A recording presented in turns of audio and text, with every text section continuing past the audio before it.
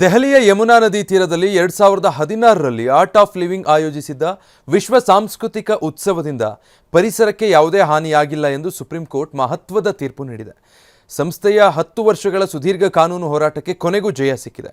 ಈ ಕುರಿತು ಖಾಸಗಿ ಹೋಟೆಲ್ನಲ್ಲಿ ನಡೆದ ಸುದ್ದಿಗೋಷ್ಠಿಯಲ್ಲಿ ಟಿವಿ9ಗೆ ಮಾಹಿತಿ ನೀಡಿದ art of living trustee Prasad Konnur, ಸದ್ಯ ನಮ್ಮ ಹೋರಾಟಕ್ಕೆ ಜಯ ಸಿಕ್ಕಿದ್ದು ಇದು ರವಿಶಂಕರ್ ಗುರೂಜಿಯವರ ತಾಳ್ಮೆ ಹಾಗೂ ಸದುದ್ದೇಶದ ಸೇವಾ ಮನೋಭಾವಕ್ಕೆ ಸಿಕ್ಕ ಪ್ರತಿಫಲವಾಗಿದೆ ಎಂದು ಸಂತಸ ವ್ಯಕ್ತಪಡಿಸಿದ್ದಾರೆ. ಕೋರ್ಟ್ ಆರ್ಡರ್ನ ಸ್ಟಡಿ ಮಾಡ್ತಿದ್ವಿ, ಅದರಲ್ಲಿ ಬಹಳ ಕ್ಲಿಯರ್ ಆಗಿ ಎರಡು ವಿಚಾರ ಹೇಳಿದರು ಸುಪ್ರೀಂ ಕೋರ್ಟ್ನವರು.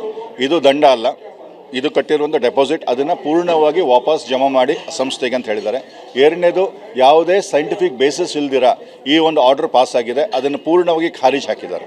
ಅಂದರೆ ಆರ್ಡರ್ ಏನು ಬುನಾದಿ ಇಲ್ಲ ಅಂತ ಹೇಳಿದ್ದಾರೆ. ಈ ಕೋರ್ಟ್ ಆರ್ಡರ್ನ ಸ್ಟಡಿ ಮಾಡ್ತಿದ್ವಿ, ಅದರಲ್ಲಿ ಬಹಳ ಕ್ಲಿಯರ್ ಆಗಿ ಎರಡು ವಿಚಾರ.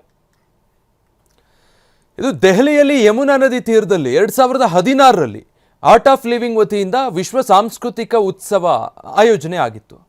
ಅದಾದ ಬಳಿಕ ಇದರಿಂದ ಪರಿಸರಕ್ಕೆ ಹಾನಿಯಾಗಿದೆ ಅನ್ನುವಂಥದ್ದು ಹೇಳಿ ಅದಕ್ಕೆ ದಂಡ ವಿಧಿಸೋದು ಅಂತ ಅಥವಾ ಆ ಡೆಪಾಸಿಟ್ ವಾಪಸ್ ಕೊಟ್ಟಿಲ್ಲ ಅನ್ನೋ ವಿಚಾರಗಳಿಗೆ ಸಂಬಂಧಪಟ್ಟ ಹಾಗೆ ಒಂದು ವಿವಾದ ಇತ್ತು. ಅದು ಸುಪ್ರೀಂ ಕೋರ್ಟ್ನಲ್ಲಿ ಅದರ ವಿಚಾರಣೆ ಆಗಿತ್ತು. 10 ವರ್ಷಗಳ ಸುದೀರ್ಘ ಕಾನೂನು ಹೋರಾಟಕ್ಕೆ ಈಗ ಜಯ ಸಿಕ್ಕಿದೆ.